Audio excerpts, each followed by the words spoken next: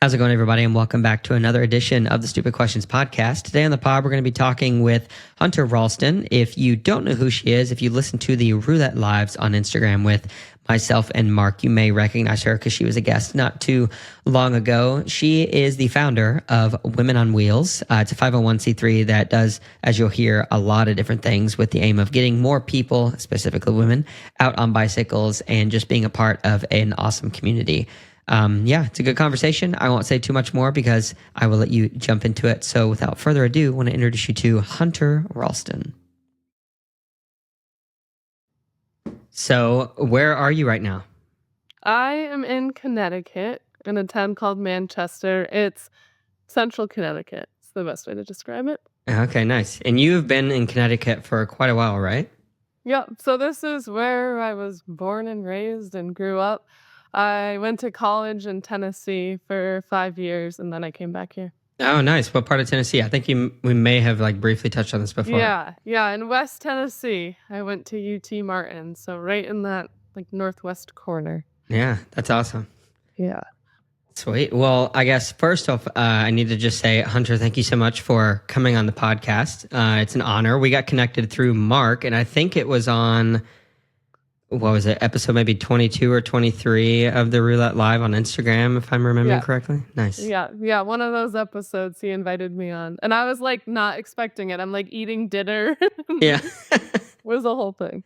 Yeah, that's the concept of it. It's super fun. It's always neat to have people just jump on and see what's going on in life. We've had a lot of different topics on that show over the course of a year. It's crazy. We were calculating the time. It has been like a year and 5 or almost 6 months now since we started doing it together. That's awesome. Kind of fun. Yeah. I think it's fun to see people in their day-to-day lives, and I think it's a deeper dive into folks too, which is cool. Yeah, 100%. Well, I'm excited to get to dive a little bit deeper into who you are today. So I don't know if you've ever listened to the podcast before, but there's one question that I really like opening up with. And so for you, who is Hunter? Yeah, Hunter's a complicated person. I love it. Bring it on. I think there's the obvious things that I'm a daughter, I'm a wife, I'm a sister, I'm a friend, those things. I strongly identify with being an athlete, for good or for worse, right? I guess maybe that's another topic. No. Let's pause for a second. Why would it be for good or for worse? What are you thinking there? I think I've been working hard on finding more balance in my life, and God forbid if athletics was ever taken away, then what happens, right? So I think this past year in 2024, I thought a lot about that and how can I have different touch points in the sport outside of racing. Right. So still being involved in the sport, but maybe I got my official's license through USA Triathlon and USA Cycling. So I'm like, that's a way to have a touch point in the sport. Yeah. I started coaching kids mountain biking. So just doing different things within the sport, just to have a little more variety and not so hyper focused on my own racing and my own training and trying to spread the wealth a little bit. Yeah, a good explanation. Yeah, so I'm an athlete, I'm a counselor, but I think most people don't know that. If they first get to know me, they think what I do with the community and cycling is my day job, and it's not even close to that. Yeah. So I'm that, and then I would say tapping into some things that when I think of myself and that I would consider my values and how I describe myself is just a hard working, focused, dedicated person. Yeah. Where did those attributes come from? Is it more of a nature or nurture thing over time? Did it come from family? Yeah, I would think so, right? I think anyone, the older you get, you realize how much you're like your parents. A lot of ways I'm like my dad. Very hardworking, constantly working. If someone doesn't pull me away from the computer, I would keep working. Early riser, right? At my parents' house, if you're sleeping in till 6 o'clock, they're like, "What are you doing? Sleeping in late?" Wow. You get up, you get at it, you get things done. So I think that's where that hard worker and dedication comes in. And I think driven and And yeah, like, is that directly from my parents? I don't know, but I think it's from the experiences that they've given us, right? Like always being involved in sports. School was always had high expectations, right? Like school was not optional. You had to do good in school. Um, like no ifs, ands, or buts about it. So Yeah. I think like with that upbringing now as an adult, like I transfer a lot of that into athletics and my job and Mm. what I do with the community. Yeah. Wow. So you do a lot of different things with the like dedication to obviously athletics, but you're talking about like with schooling, were you a straight A student from these That's encouragements? actually so yeah, like I did very well in school, like in high school and all of that.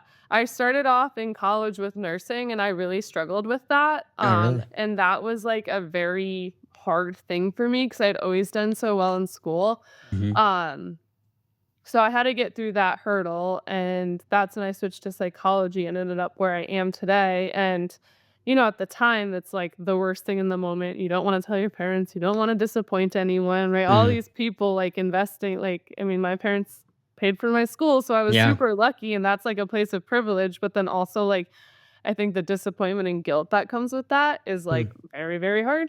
If you care, Um, yeah. yeah. So, but then, life happens. I changed my major. I'm happy where I'm at today. Now I'm like, thank God I'm not a nurse working overnight and in the Yeah. hospital and through Sheesh. COVID. I'm like, maybe it was a good thing. Yeah, yeah, for sure. How long through the program were you before you switched majors? It was like, well, like the first year you're not really in the program. You're just taking like your general classes. So I would say I Sure. think I was like a year and a half into the program. Luckily I had to do another year, but I had a lot of, like, crossover classes just from, like, the gen eds, and there was some similarities between the 2. So I got lucky, I guess, in that sense, but I Yeah. still did another year, so So with your family, were they all medical background? It was like that encouragement to be a nurse? No.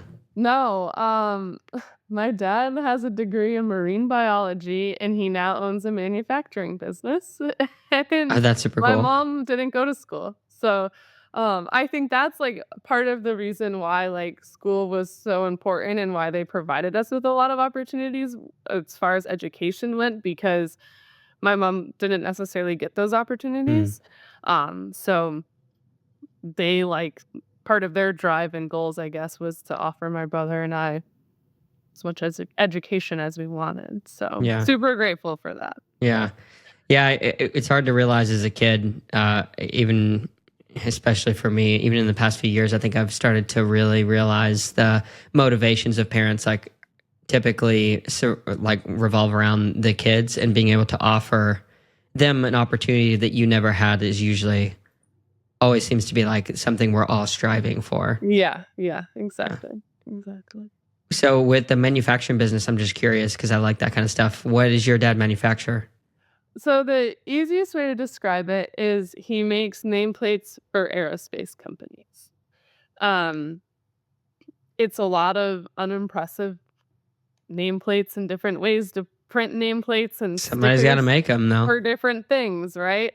But I think what makes his company unique is like all the certifications and stuff you need for like those government contracts and Mm, aerospace companies. So that's like a lot of what the company is, right? Is like quality control to make a silly little nameplate.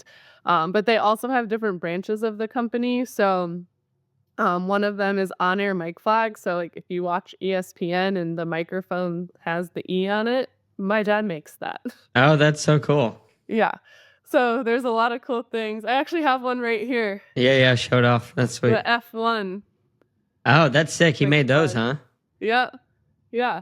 So he'll get some cool stuff every once in a while, and now they're doing like those like the mini ones. Like I think a lot of like influencer people are using like the mini microphones now.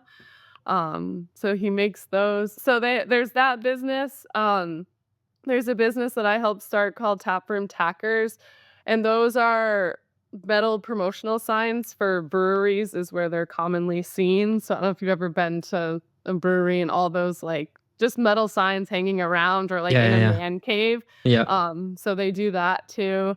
So yeah, some like other little promotional product stuff. That's really neat. So, entrepreneur is kind of runs in your family, it sounds like. Yeah, yeah. It was a business that my grandfather owned and another guy, not part of our family, but there's like two owners. So both of the dads owned it and then both of the sons took over. Okay. Um yeah, but I think always like, someone comes with an idea, it's like let's make it happen. And the whole sign thing was I needed a job while I was getting my master's and Yeah. he was like, "I've had this idea. You want to do it?" And I'm like, "Perfect." Yeah. So it was really fun. It was a cool experience and like just having the backing of I really couldn't fail, right? Like he already had the Yeah. equipment, it didn't have to make money, right? It was just like a fun thing that turned into something pretty cool. Yeah. Um, so yeah, it was a cool experience and just meeting people, like industry people in our state. It was really fun. Like I was very involved in the beer industry for a long time. And I still have some friends around in it. I'm I sure. just I just don't go out as much now that Yeah. I'm not like in it. But it's been really cool to see like some local breweries start from like literally a warehouse to now like one of the best breweries in our state. That's been really cool. Wow, that's amazing. I'm not even familiar with Connecticut that much. Obviously, I've never been there. But how would you compare it with like some of the other Midwestern states? Because that's where it kind of falls in my mind. Is it Yeah, similar? yeah.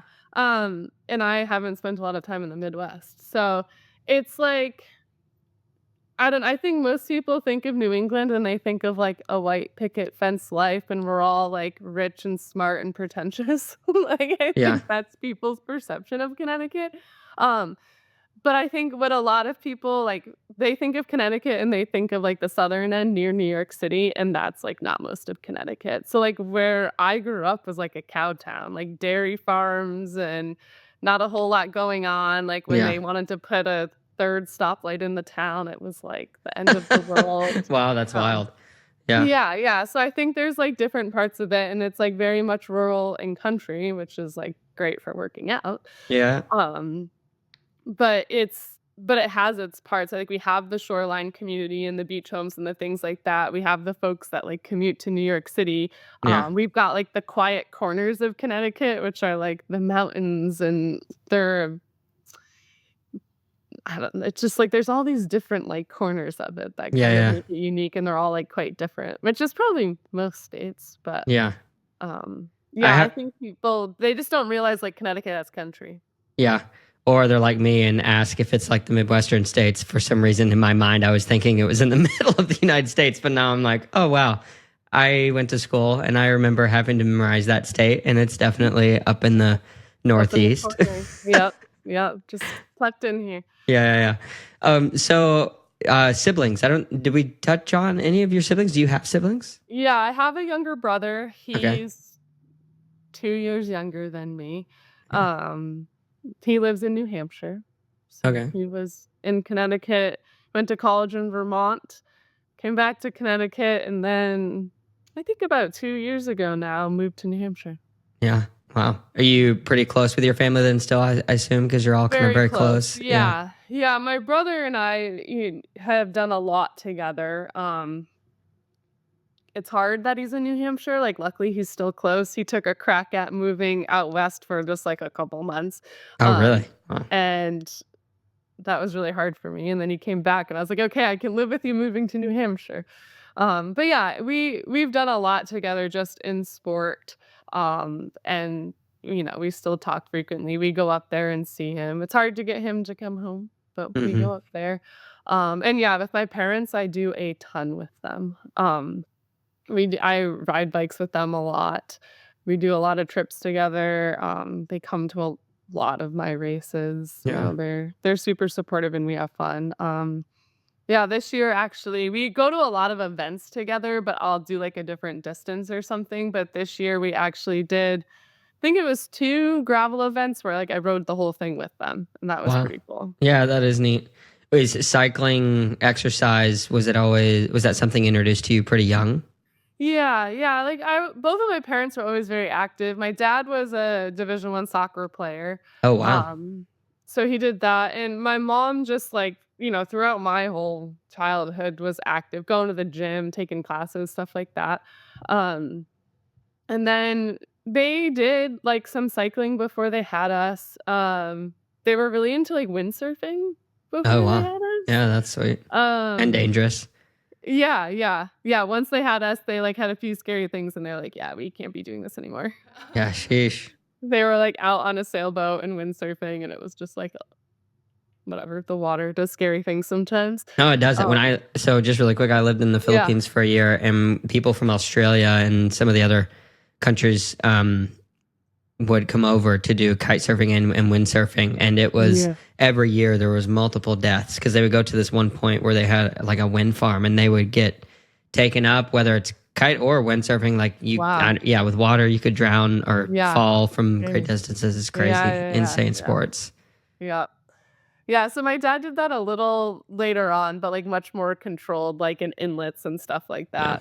that. But yeah, so they were always very active, and got into running. I think like most kids, I, like, used to make fun of my mom. I'm like, "Why are you running?" Like, I played basketball and volleyball, and you, like, ran for punishment, right? Like, I'm not gonna, like, choose to go run. Mm, But yeah, they were always active, and like I said, we did sports growing up, like your typical high school yeah. sports. Um, so yeah, it was just something that was modeled to us, and then, as time went on, my brother was the one that introduced me to triathlon. He had started doing it, and enough time goes on, and you're like, "I think I could do this." Yeah. And then snowballs. Yeah, yeah, yeah. Tell me about the snowball. Like, what was your first real experience with the sport like, and then how that kind of, I guess, Yeah, translated yeah. to what you're doing now? Um, I would say, like, a very, like, slow calculated progression. So I took this, half marathon class in college. Oh, It wow, was it's a like an class. elective class, which was really cool, and they took us to this little, like, rinky dink half marathon in Arkansas. But Mm, it yeah, was really cool because we, like, ran with the class, and there was, like, an educational component, but, sure. um, we, like, would go run together, and then they all took us to this half marathon, which was really cool. So I started with that. Then at some point, I decided I wanted to do triathlon, just a sprint. I got my mom's, like, old road bike. I think she was like, "Perfect, I'll get a new bike. You can take this." And they kind of set me up. Like, my brother was already doing it, so I felt like I looked the part, right? Like, Yeah, I can do this. But swimming, like most of us, was the hardest thing for me. Our college had a pool, and I would go in there and I would work up to swim 500 yards. That was it. I would just go in and swim 500 yards and leave. Like, I did, like, no intervals, no nothing. Like, hey, I that's just more built than a lot of people can say. They yeah. some of them don't even get in the water, and yeah, So I just, like, built up to 500 yards and left, and so I did that for, like, a semester, knowing that like, next summer was gonna be my race. hmm, Um, the running, that was the thing I was most familiar with, and yeah, so, like, my brother kinda helped me with some, like, training, but, I wasn't worried about that, and then the bike, I don't ever really remember being stressed out about the bike. Like, I learned to clip in, my dad helped me with that, and I don't know, I just figured I probably had the fitness to ride. Like, I trained on the bike, but it wasn't, like, as stressful as the swimming was. yeah, And then when I got home that summer, we're super lucky. The town next to my parents hosts, like, local triathlons throughout the summer. So there's an awesome lake there that you can swim in. There's no motorboats. Everyone goes there to train. It's great. So I went with my dad after work one day, do my, like, first open water swim, and it was terrible. I, like, barely left the beach. I put my we've head in been the there. water, and I was like, "Yeah, I don't think I can do this." So took some time to build up to that, and then I did my first sprint, which, again, at this very local, low-key race, a couple towns over from my parents. Yeah, and then you were addicted. It was like this, Pretty or much, yeah, right? Then going back to, like, the slow calculated progression, like, I loved it, but I wasn't, like, signing up for an Ironman right, tomorrow, right? I was like, "Okay, I'm gonna do some sprints, and then I'm gonna try an Olympic," right? And I think it might have been the following summer. I would have to look at dates, but, it was like a year or 2 later, I did my first Olympic, um, and then it was 2017 was when I did my first half. yeah, But I was like, "Yeah, I'm gonna do plenty of Olympics." I think I went to age group nationals. Was like, I'm gonna do the process and then hmm, do a half. Um, The full was, like, always something I wanted to do, but again, I wasn't, like, the next day after my half running to I sign up have to for do a a full. full. Yeah. Yeah, like, it wasn't like that. And then I did my full in 2022? Oh yeah. 23. No, 23, 23. Okay. Yeah. So 2 years Yeah. ago, that was Yeah. my first full as well. Yeah. I hope I'm getting the dates right. 2 years, yeah. Yeah, that sounds right. I Yeah. don't know, 2 or 3 years, right. Yeah. But, Time yeah, flies. so I think it was and by then I was, like, ready, like, I was going into half being like, I know exactly what to expect and felt more confident about it, Yeah. so. So during this progression of being in the sport, when does Women on Wheels come into the Yeah. play? And I guess you can tell a little bit of that origin story as well. Yeah, absolutely. So, at some point in college, I got roped into working at the bike shop when I came home from school. And Okay. like, wish I could remember how that all happened and why they were like, "Yeah, she should work at the bike shop," because Yeah. yeah, I was doing the things, but I didn't know a lot about it. So at the time, the bike shop was owned by a guy. It wasn't owned by a company or anything. It was like a family-owned operation. And his manager was a woman named Amanda who became my good friend. And they were a Trek dealer. So they had the opportunity through that to, I think that's kind of what encouraged it. But to just start like a women's group. So Amanda was like, "Yeah, I want to do this. We have the support of the shop. Let's get things going." So her and I kind of got things up and running and, hosted some rides, some spin classes in the winter, some kind of open house events. And we had a group of like local women that were kind of like the ambassadors for it. Yeah. So that's kind of how it started was at the bike shop. And then time went on. Amanda moved to Trek headquarters to work. Trek bought the store. And when that happened, Trek had like their own version of a women's program. Hmm. So I was still involved with that through the shop, but they wanted a community member to lead it with the support of the shop, not like the employees necessarily running Right. it. So we were still directly involved. So that went on for some time, and then COVID happened, like anything, Ugh. right? And all this Yeah. stuff stopped. All things go back to COVID. Right, right. So everything stops, and it was December of 2020, and I was like, "Well, we have this Facebook page. Like, I'm just gonna start posting on it and just see what happens." And I don't there was no, like, goal around it. I was like, "I'm just gonna post on this page and see how people are doing and what they're up to." And then that's where essentially Woman on Wheels started. So, another woman helped me in the beginning, and we had decided we didn't want to be connected with any bike shops specifically because I think that comes with its own complications where, like, you owe Mm. them something, they want to see some gains from it. Right. And with being in such a small state, there's a lot of good local bike shops, right? And I'm like friendly with a lot of different bike shops in our area. So I was like, let's just not be affiliated with anyone, but still support our bike shops. We can do different events at them. And I was still working at the bike shops. Like I'm still tied to a shop, but Right. as like a group, we weren't obligated necessarily to do things there, but they like supported what we did. Like they would give me giveaways and things like that for the group. So yeah, then it just evolved. To what it is today, really based off of like feedback and growing the group. So, I we have a Facebook page that's closed, and we were just letting more and more people into it, not necessarily just people in Connecticut. Um, and then from there, it started with like doing Zoom talks. So people who were an expert on whatever topic Yeah. Come in, related to speak. sports or not, or just like a cool adventure story, they would do a talk for us. And then slowly, we were gaining the investment of people in our community. So then people started stepping up to lead rides and things like that. And where we're at today is like mind blowing. Yeah. We're doing, still doing the Zoom talks, indoor spins for the winter. Then we obviously will transition to outside usually in April. We do road riding, triathlon, mountain biking, cyclocross. We have some ladies that work on a women's road racing initiative in Connecticut, so we've teamed up with them.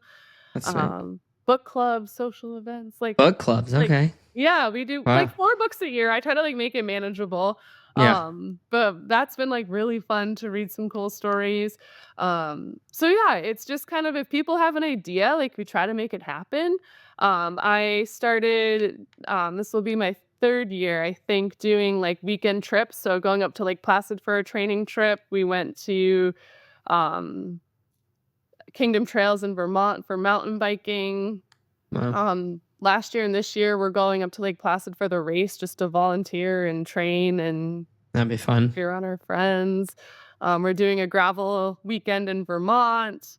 We're going to New York for a mental health ride. It's a pretty fun charity ride in our area, so we got a house for that. So, it's just kind of turned into what do I want to do and what do people want to step up and do? Yeah, yeah. So it's like a community for women who want to be involved in this active lifestyle, like Yeah. just Yep. purely that.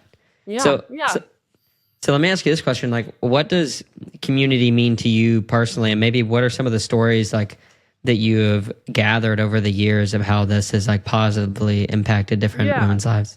Yeah, I think for like my community is focused on women in sport, right? And so I think for that, it's we all got into sport because like someone led us there, right? They helped us with the equipment, they helped us train, they took us to see the course, took you to your first race and kind of guided you through that. Right. And that's a lot of like what I try to do is like make it accessible in that way. Like very rarely am I at a race and a woman shows up and knows no one and is like, I'm here for my first time, right? Yeah, yeah, You needed someone to bring her into that. So that's when I think of community, I think of that like giving people experiences, right? That maybe they wouldn't have done on their own. Hmm. And I'm also like a big supporter of people in our community, whether that's bike shops, whether that's like other women in business. Um, we do monthly challenges like bingo and scavenger hunts, and I always put on there like go support a local business, right? Yeah. I think that's like it's just so important for our area, and there's a lot of cool people doing really cool things. Um, so yeah, that's my view of it. Yeah, that's awesome. So I'm curious, going back a little bit to your college career, you switched over to psychology and then eventually worked on your master's, which I would assume is in psychology as well. It's mental health counseling. Okay, So mental health counseling. So yeah, there's a lot of skills in that. Fortunately, unfortunately, however you want to look at it, I've had the opportunity to talk with many counselors over the years. And there is a certain set of skills that people in those professions have to be able to ask questions. I think that kind of bring the individual to a place where they have some type of realization of maybe there's a change that needs to happen, or admitting that something is or is not your fault, and those kinds of things. So how has that influenced your, I guess, just overall experience in building this community and even the one-on-ones that you have with people? yeah, that's a good question. Um, I think first and foremost, like to be a counselor, you have to be a good listener, right? Hmm. And listening for, different people's like backgrounds, experiences, fears, right? I think a lot of like getting women into sport is like the fear of something. Yeah. Um, I think the different viewpoints is a good point, right? And I think it's in a way, I'm like, I don't think my job is like rocket science by any means. I just think I'm not emotionally connected to like any of my client situations. So I just see things differently, right? Mm, Like there's things that I tell them that like, yeah, I have a hard time applying in my life. But when you remove like the emotions from it, it's a little clearer to see. So like then taking that into my own community, right? Where it's like you can see and maybe it simply boils down to empathy, right? Like you can see the other person's side, you can see where they're coming from. And I think doing all these sports, starting them not that long ago, I also remember all those feelings and what it mm, feels like, and are people staring at me and yeah. all that negative self-talk that can happen. Um, but yeah, I think like in general, like just seeing a different perspective of things. Um, because like when you're not emotionally connected to it, I think it's a little easier. Yeah. Yeah, being able to have that perspective, it sounds in a lot of things, I think, when it comes to practically tackling mental health issues, like you said, it's not rocket science. The steps are relatively clear, but even in my own life, like especially in the past couple of years, I've come to the place where I've always believed this, what I'm about to say, but I've now believe it in a way where I'm actually able to act upon it. So, for example, I go on a trip, I come back, I'm low on sleep. Maybe I'm slightly sick. Maybe it's a time of year where some bad anniversary is coming around. I can feel one day like everything just feels terrible. It feels like the world's falling apart. I'm, maybe getting frustrated and angry with my partner or family and friends because they're the ones closest to me and that's how it works. And I've recently gotten to a place where I can realize like, okay, well, these are the reasons why this is happening. Boom, boom, boom. I can choose to kind of just take a deep breath and get through this day knowing that tomorrow's probably going to be better when I get more sleep. And then, like you said, you'll have that perspective or that clarity of mind to come back to it the next day. And oftentimes it may not be the next day or the next couple of days. It's like, oh, well, that doesn't seem like as bad as it felt in the moment. So how can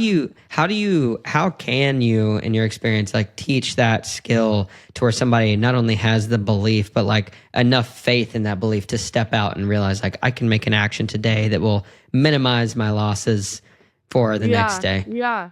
I think it's like it's so hard, right? Because there's like this saying, and I use it all the time, right? Like one day at a time. And I think that saying comes from recovery, which is like what I started my career in.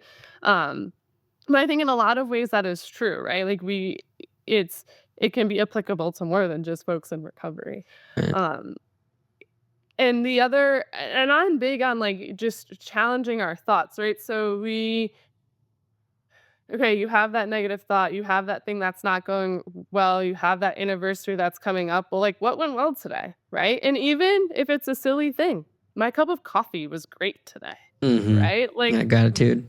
right, that simple thing, but it's challenging those thoughts. And I think knowing that there's two things. Things won't last for a long time, right? Like you're eventually, yeah, you'll get enough sleep, right? Like your threshold's gonna get a little better because you're gonna take care of yourself a little better, and then I can process this thing a little better. And then the beautiful thing of like two opposing things can be true, Mm. right? And that's where I go with a lot of people where like, yeah, this thing is really, really hard, but I'm also like really looking forward to this thing. And both of those things can be true, right? And like learning to live with that and be okay with that.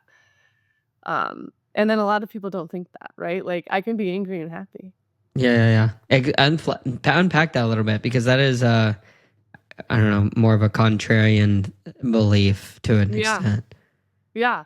Well, and then I think like you think of situations in your life, things that have been like very, very challenging, and you're like, okay, yes, in the moment this was like really upsetting and I was crying about this, but like then something good came out of this. Then these people came around me and supported me. Then thinking back to me in school, right? I like changed paths and things worked out really well for me, right?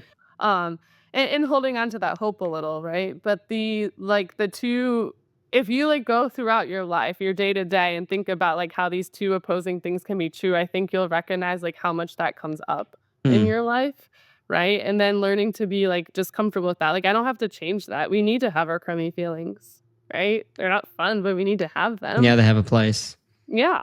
Yeah, and if we're happy all the time, then, like, what is happiness, right? Yeah, exactly. Everybody's chasing it all the time, but that's a good Yeah. point. I was listening to a podcast today where I was talking about that very concept. It got me thinking while I was on the mountain bike for a bit. It's, it can be hard to, yeah, to know what is the optimal level. Is it 50% happiness and 50% sadness, or is it 75% happiness? But yeah, I guess at least on this earth, happiness has its value because of the presence of sadness. Yeah. Yeah. Yeah. Yeah. Yeah, So and it's not, like, possible to live our life without any of those, like, big, heavy emotions. yeah. Where do you draw like your sense of hope and belief like to be positive? Does it have like a religious background? Is it something different? No, I mean, we went to church when we were younger. I can't say I'm involved now much. Hmm. Um, I think it's, like, life experience. Like, I'm a pretty anxious person. Sure. I get worked up about a lot of things very easily, and then they turn out just fine. And I think over time and through help, right? Family, my partner, pointing out those things, like things usually work out, right? And Yeah. Yeah, in the moment it seems hard, right? Like this morning, I was so overwhelmed this morning. I'm like driving in circles, trying to get all these things done. Like everyone's pissing me off. I'm not in a good mood. But then I was like, okay, what do I have to look forward to today? Right? Thursday's the end of my work week. I don't work Fridays, Congrats. That's awesome. right? So that's cool. I was doing this podcast, which I was really excited about. So that's cool. Yeah. Right? We have a race this weekend, so that's cool. Right? So like all these things that I'm like, okay, like I know this is just like temporary, like once I get back home, I'll be okay. Yeah. So I think it's been a work in progress for me. It's funny because my clients ask me this too, and I'm like, I'm not that positive of a person. like, um, but I do like it's a work in progress, and I think just lived experience and knowing that like things usually work out and things get a little hard and you make changes and it's fine. Yeah. Um, but then I, like, recognize too, like, I think that also comes from a place of privilege. I'm really lucky in my life, right? I've had supportive parents, like, not only Mhm. mentally, but financially, and, my partner and I have good, stable jobs, like, so I understand that comes from a place of privilege too, and, like, I do recognize that, and I tell my clients that too, like, it's not different people going through different things, it may not be as easy to see that hope, but I think it's still possible. Yeah, yeah, for sure. And on the same token, I think that you can live a fulfilling life whether you're on the side of having a good upbringing, having good parents. You can also have a really bad upbringing and have that same level of like hope and tenacity and the ability to kind of have grit. But I think that you arrive to them a little bit differently because I've met plenty of people who have had wonderful upbringings or had a lot of opportunity. I won't even say wonderful. Had a lot of opportunity to live good lives, and whether that's through work opportunity or friend and community opportunity. But then some of them have chosen through just their daily choices and belief systems and whatever that now they live horrible lives. Even Right. family members who I've watched walk those lines, and it's always been such a fascinating thing for me because I'd like to be able to, in my over analytical judgmental self, like look at a person and their upbringing and kind of, oh yeah, well they didn't check these boxes and so their life's gonna be terrible. But there's always people that surprise you on either side of the equation. It's super fascinating. Yeah, yeah, Yeah. that's true. Yeah. That's true. So do you spend more time doing the mental health counseling in terms of like work, or is it more time spent on the 501c3 with Women on Wheels and that kind of stuff? I mean, I probably spend more time at my day job, but Yeah. um every other second is essentially something around Women on Wheels or Yeah. working out, right? And then I love to do that. Like going back to the beginning of the conversation when I said like I'm always working, like a lot of it is that. Like I'm sitting on the couch, but like I want to be doing stuff for that, right? Hmm. Or I get these great ideas and I'm like, cool, let me go make this happen right now. Yeah, Right? I'm the Like same when way. it's like months away. Yeah. Um so yeah, I would say it's pretty equally split. Like I'm in a cool spot with my job right now. Being like able to control as much of my schedule as I can and still Mm. being salaried is kind of like a rarity in our field. So I'm in a really cool spot, which I'm like super grateful for. So I went full time with this company in June. So it's like relatively new. Yeah. But It's a it's been remote position. yeah, yep, Okay. Yeah. yep. And it's been a really good change, right? And I've enjoyed it. And I work really hard Monday through Thursday so I can have my 3-day weekend, and I think that's been awesome too. I'm gone a lot on the weekends just doing stuff, and Yeah.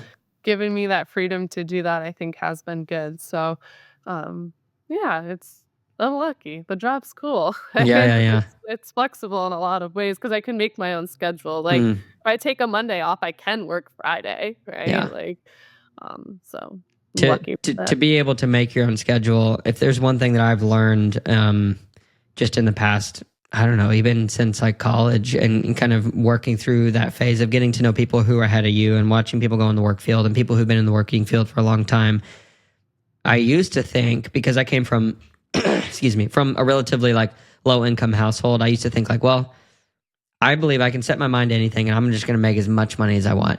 But I was really fortunate from like a relatively young age when I first started getting serious about like living a life of purpose, that I got to know some people who were like ultra wealthy, who had started some really successful companies.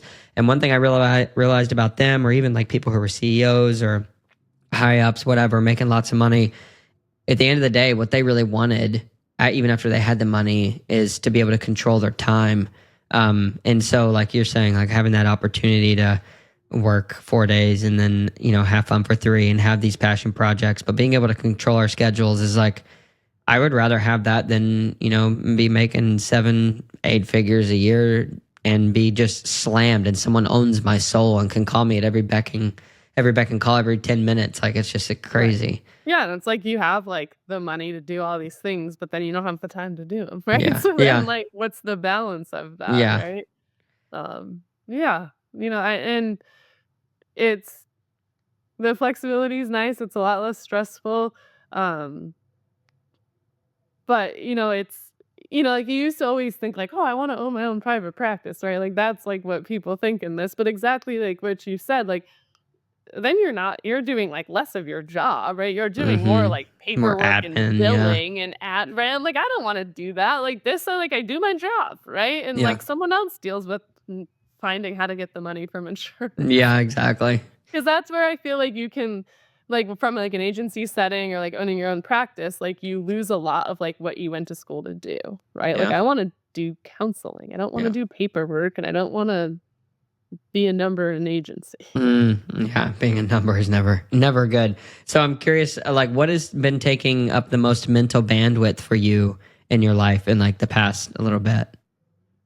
Well, we just bought a house. Oh wow, that's huge. So that Okay. is taking up, and I've been telling people this week because it's all been a whirlwind with the holidays, right? And now we're Yeah. so back into our routine, and I'm like, I feel terrible complaining because it's super exciting, but oh my gosh, I'm like, I'll never make fun of my mom again for like doing house renovations and being stressed about it because it's terrible. Yeah. So that's taking up a lot of my time, like literally right now.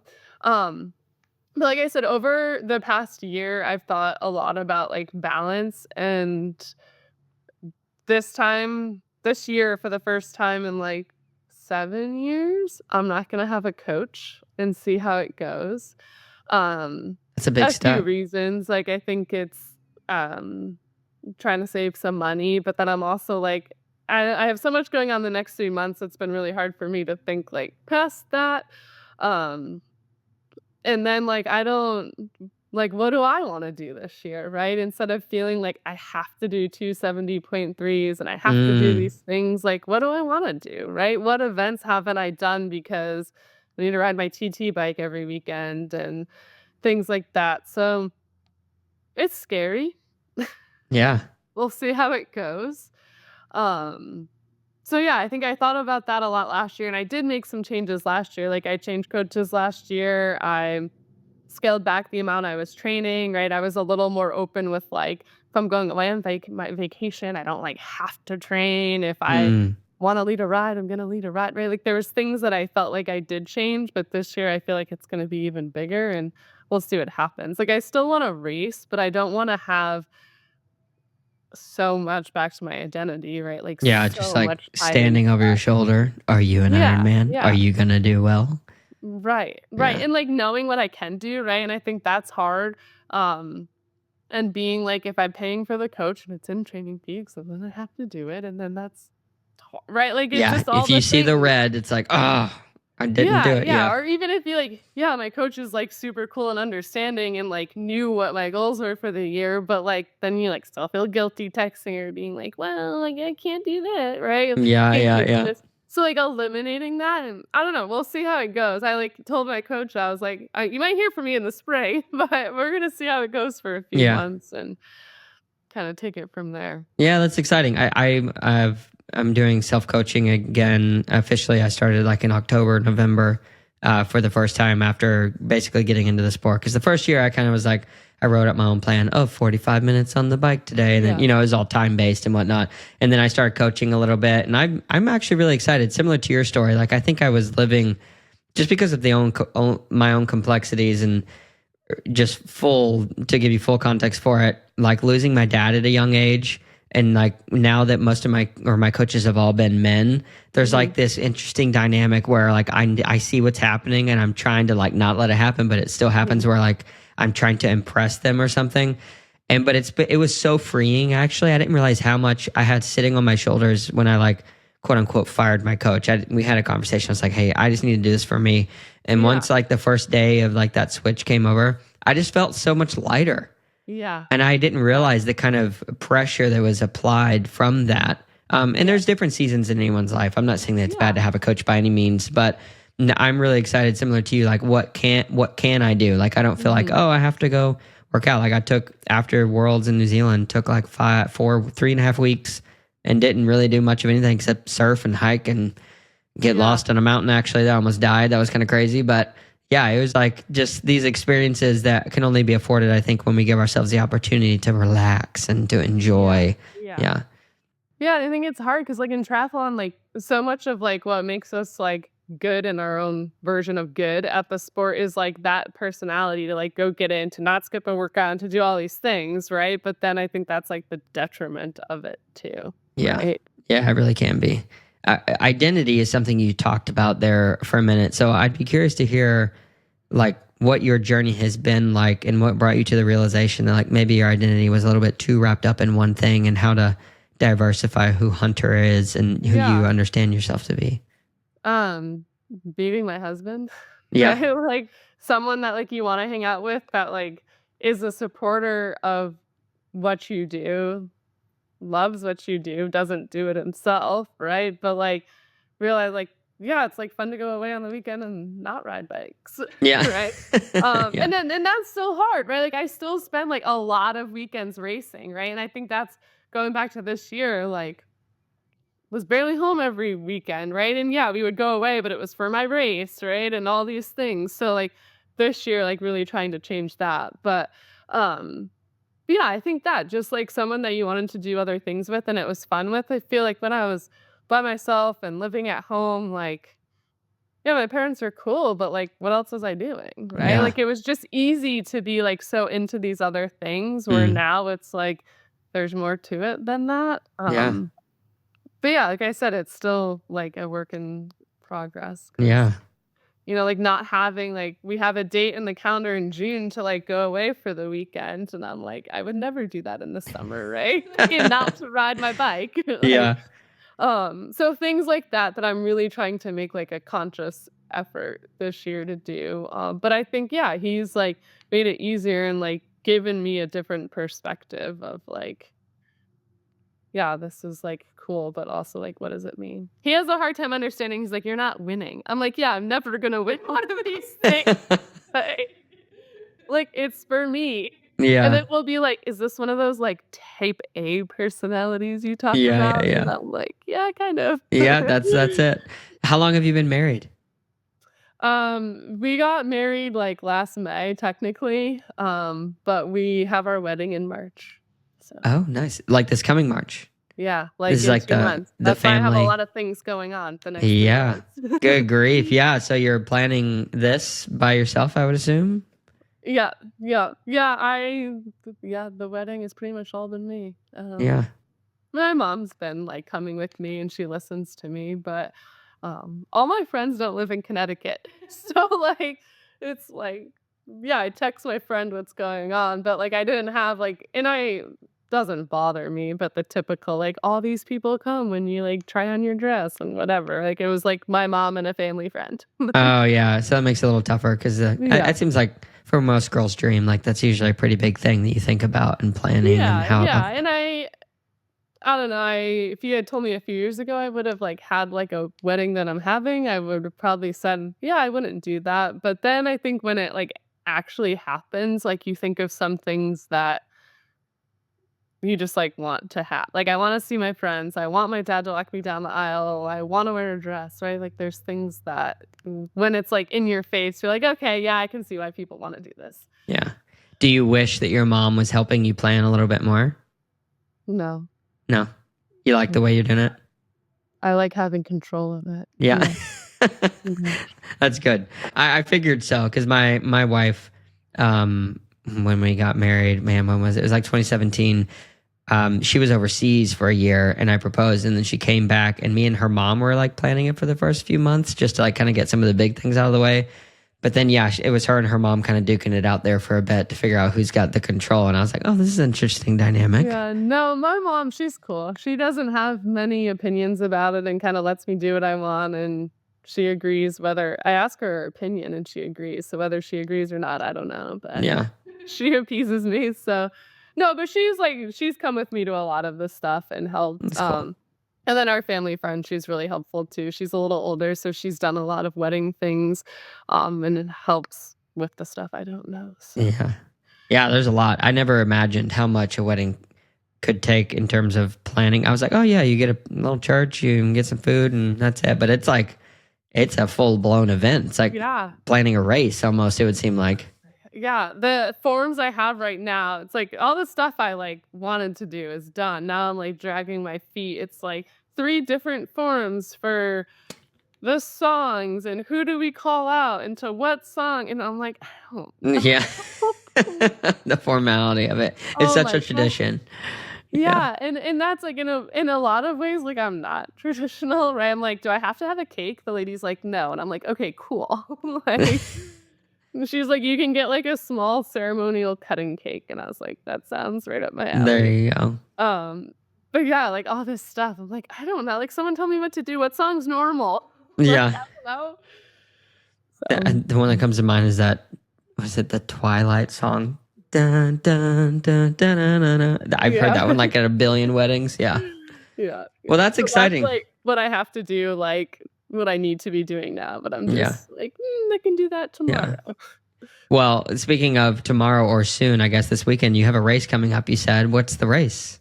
Yeah. So, my cycling team is called Stage 1 Cycling, and it's a Hmm. super fun group, and we do a lot over the winter to keep you riding. So this weekend, we have Fatty Cross, which is like a fat bike cyclocross combination. It's Sounds kind fun. of Yeah. like a run with your brun kinda race. So, Yeah.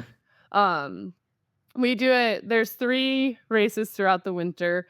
Um, it's, like, very informal in a lot of ways, like, they set up a whole course for us, but, like, there's an A category, a B category, fat bikes, and juniors, and everyone races together, and Nice. it's just really fun, and people will be on cross bikes, people will be on mountain bikes, people will be on fat bikes, lot of hand ups of, like, candy and drinks and stuff Oh, like cool. that, so it's a really fun time, and the weather is what the weather is, like, Yeah, I it's was going to say, is it like, what's the terrain and the weather going to be? Is it going to be snow and mud and yeah, like, right now, it's everything is cold and frozen, there was talks of snow on Saturday, but I don't know where that has that landed. system coming through? It's getting ready to Yeah. slam Tennessee where my family is. So Right, I actually got, I'm still on the text messages for my college, and I saw campus will be closed tomorrow.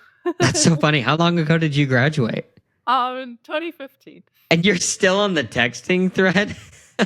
How in the world have you managed to stay on there for I have 9 no years? idea, but I That's laugh wild. every time I get the notification. That's so funny. That's such a bureaucratic old institution thing to have happened. Because I remember Yeah. when I graduated, I know I was still a student in my university, and they were sending me basically like alumni donation requests while I was a student, and yeah, I was infuriated. I really was, but it's funny, that kind of stuff. Yeah. Well, So that's they're taking all exciting. of our snow. Yeah. But Well, yeah, that that's fun.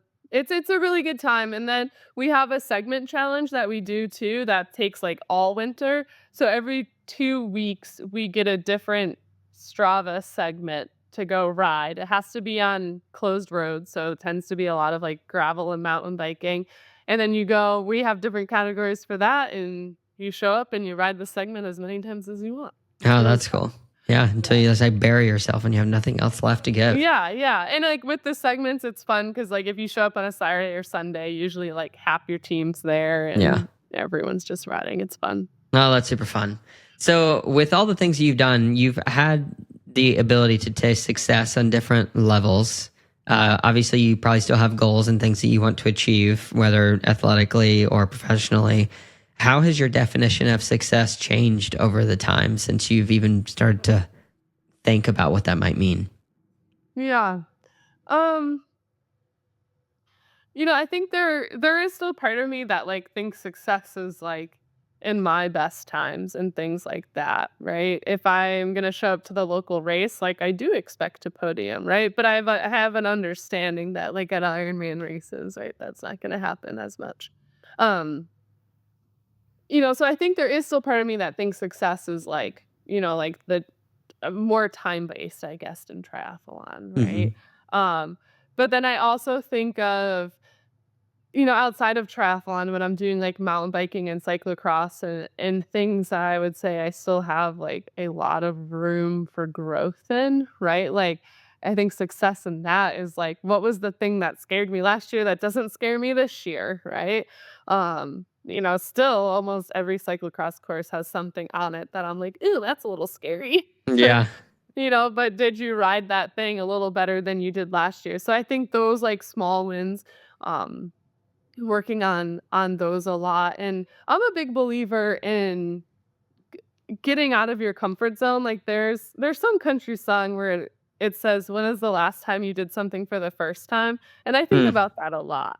Like, how many firsts can you have in a year? And I think that gets there's, like, your obvious things, like, if you start a new sport, right, that's gonna be a first, but if you're kinda doing the same sports, like, what's something new that you can do that's still challenging? So I think about that a lot too, and I think with those things comes those successes of, like, getting out of my comfort zone and growth in that way. Yeah, well, that's a good way to put it. I haven't thought about that in a while. Like you were saying that, I was trying to think of what is this something I did for the first time in a long time. It's been a long time. Cyclocross is something that I've been looking at. Like, that seems Yeah. really interesting. Like riding as hard as you can through sand pits and jumping these weird Yeah, obstacles and face planting in the mud. It seems like literally. could be Yeah. interesting. This year I stayed pretty upright, but the year before, like, every race, I had some, like, hard crash. I was bending something on my bike, like, it's, um it's, like, humbling in a lot of ways too, because 'cause you're like, "Yeah, I can ride a bike," but then you go out on these courses and you're like, "Oh, Yeah, maybe not." yeah, But it's super fun, like, and it's back to community, right? Like, a very cool community that we have, because our area is so small, like, you race with the same people yeah, every constantly. weekend, no matter what team you're on, and then coaching the kids has, like, broadened my friend group, right, to now them and their parents, and, it's a lot of fun, like, you just go there and you spend all day there and you're cheering people on and racing and seeing how it goes. Yeah. This year, my new thing was single speed. I took a crack at that. Oh, seriously, like a single speed Yeah. class? Yeah, that was really fun. So, like, they're, like, low key about it, like, you can just, like, zip tie your shifting, right? Are I you don't have serious? Yeah, so, like, you can give it That's a funny. a whirl 'cause, like, yeah, I Yeah, would love to buy another bike, but that's, like, not in the cards right now. yeah. So yeah, so you can try it that way, which is great. So I did a few races of single speeds. That was my new thing last year, and that was, like, really, really fun. I've always been amazed at the single speed guys because I did a mountain bike race in North Carolina with, it was like close to 6,000 feet of elevation over 32 miles. And Yeah. there were dudes doing like legit uphill and downhill on single speeds. And I was like, that is insane. I don't know how you're Crazy. having to lay down some serious wattage just to get Yeah. that thing to turn over. Yeah, yeah, yeah. Yeah, no, I feel like with cross, it's maybe like a good intro to single speed because it's still like Relatively flat. yeah, well, and it's like normalized to like get off your bike and run too, Okay. right? Yeah. Whereas I feel like, I'm thinking of like the gravel events I do in Vermont where I'm just like people that do single speed and that I feel like are a whole nother level. Yeah, seriously. Vermont has quite a bit of like elevation in terms of mountain bike. I need to get up there. I've never Yeah. been, and I've heard like Adirondacks, all of that is just It's like gorgeous. And I think because everyone's so stuck on, like, going out west and going to Colorado and going, like which is cool, but, like, Vermont's got a lot of really cool stuff, and there's so many good events that, like, they're big to us, but not, like, in the scheme of, like, events Yeah, yeah, throughout yeah. the country that Across are, the, like they're just, like, these great little hidden gems, and, like, the riding is gnarly. Like, even in Mass, I did a 110-mile ride with, like, 13,000 feet of elevation. Like, there's some real stuff out here, but, like, just no one comes here. yeah, seriously. Wow. I'm gonna have to check it out. It would be fun to come out there to do like a racecation or something like that Yeah, because you guys yeah. have so much going on. Yeah, we Definitely. do. We do. So, final question for you. In the beginning, when we were talking about the community aspect of Women on Wheels and getting people involved, you mentioned that usually you'll have to kind of encourage people to come into the fold rather than just like they're showing up for the first time. Yeah. So what advice would you give to someone who maybe you won't get to talk to, who is considering making the jump into one of these type of, I don't know, sports or events or really anything that may be a little like, oh, that's a little scary. I don't know if I can do it. I think first and foremost, just exposing yourself to it. Everyone needs a volunteer. So showing up somewhere, volunteering, seeing it, I think is huge. And that's how I encourage people to start. Like, come cheer us on. This is the time we race. Come see what it's about. Yeah. So I think that is one way. I'm always going to plug your local bike shops. A lot of them have a lot of cool stuff going on and supporting your local events. So like maybe you can friend some folks in there. Um, and then if there's any like local clinics, a lot of races around here do like a course preview ride or an intro clinic and things like that where like now you're with other people that are all in the same boat as you, right? This is all of their first or second time doing this thing. So I think there's a lot of resources out there that people maybe just don't necessarily seek out, but I'm going to go volunteer. And I think don't be afraid to talk to people. It always makes me sad when people get like a little intimidated to come up and like talk to me or say hi because I'm like, no, like I love doing this. Or like I could talk bikes all day long. I had a college teammate reach out to me. The school did like an article about me in the alumni magazine, and she reached out. She's like, I'm gonna do my first half this year. Like, oh, that's can so we cool. talk? And I'm like, absolutely, right? Like, I love talking about this stuff. So I think there are like good people out at these events that like want to help you, and just asking someone, right? Like, what's going on? So, and then just having like outside of a physical thing to do, like the excitement of like what the opportunity could bring. And I think within my group, just seeing like who's become friends and who's going on like their own trips together and their own racecations together and things like that. Like you never know who's gonna like become your next friend. And I think the beauty in my group is there's 30-year-olds like me and there's 60-year-olds and we're all friends. Yeah. Right? Yeah, that's the beauty of this sport, or really anything that has kind of like these, I don't know, events that travel. And you can find that in industry. Obviously, you've experienced that. Like with these traveling things, you get to know kind of that smaller community of people, and it brings all the different ages together, which is definitely a huge blessing to add. So, yeah. Well, Hunter, thank you so much for sharing a bit of your life. I know we jumped around quite a bit, but that style's fun for me, and I love hearing about people and what they do. So thanks for taking the time to share a little bit, and all the best on your race. Thank you. This episode will come out next week, so you'll have already done it, but maybe you have to make a post or something I can share it in the story to see how you did. We can check my Instagram. There's always bike stuff on there. Yeah, we'll make sure to link you. Cool. Yeah. No, I appreciate it, Seth. This was like super fun, and I feel like such an honor because I don't like stack up to the other people you have. Oh, no, it's all good. So, I'm trying to have more people across the spectrum, and it's really cool because people are people, and we've all got a story, and I love hearing them.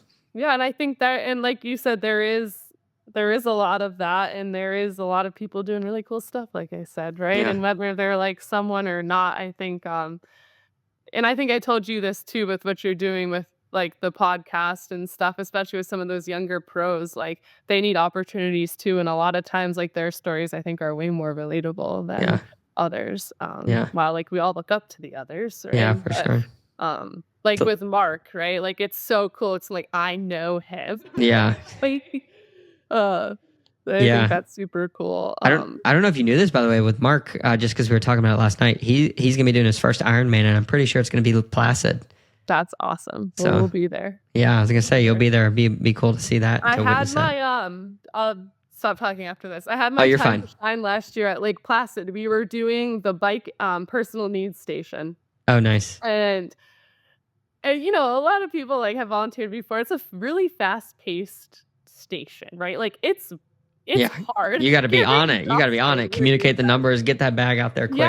Yeah. And like the bags are just like a jumbled mess, and then you're like so sticky and gross by the end of it. But I was like really confident about the job, and I think people knew that. And so I got to hand Matthew Marquardt his bottles as he was going by in the lead, and I was like, yes.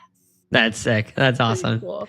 You got to get a GoPro for those things too. I know. It's funny, like, Iron Man had actually, like, gotten the clip, and he was, like, so far ahead that, like, I was just standing there, like, holding his bottles because, like, I know what he wants, there's no one else here.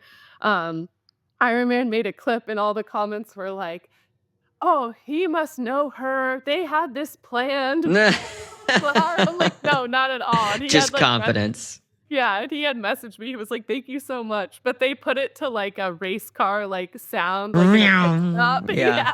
Oh, I want to see it. I'm gonna have to go look it up. If you have Yeah. it, send it to me. I want to see Yeah, that. I'll look for it and send it to you. But it was the comments just made me laugh because I'm like, "No, we have no idea who each other is." Yeah. Oh, that's beautiful. Cool. But yeah, I would love if Mark does Placid. That would make me so happy. He's gonna do it. You have to bug him. That'll be super fun. All right. Yeah. That'd be cool. I'll be like his biggest fangirl out there. Hey, it's all that they love it, and I know I love it Yeah. when people cheer me on. So it's a beautiful absolutely. thing. Yeah.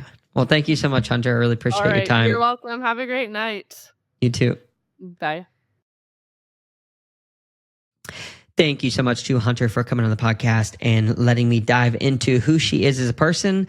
It always amazes me how much you can learn about someone in an hour. And I am truly thankful for this opportunity because, like I said, it just allows me to have a deeper perspective on life and people. So thank you again, Hunter, for coming on the podcast. When asking her for advice on what do you do to encourage somebody to jump out there and maybe get into something for the first time, I think the biggest piece of advice I would take away from her advice was don't be afraid to talk to people. Communication is everything, and it opens the door and affords a lot of opportunity. So go talk to somebody. If you made it to this point in the podcast, though, I just want to say thank you so much. Really appreciate you being here. If you could like, comment, subscribe, review, any and all the things that you can do across all the platforms to help share this podcast, it really does mean a lot to me. So thank you so much for doing that. Thank you for being here. And yeah, can't believe we're already in season 2. Excited for the future. Thank you so much. See ya.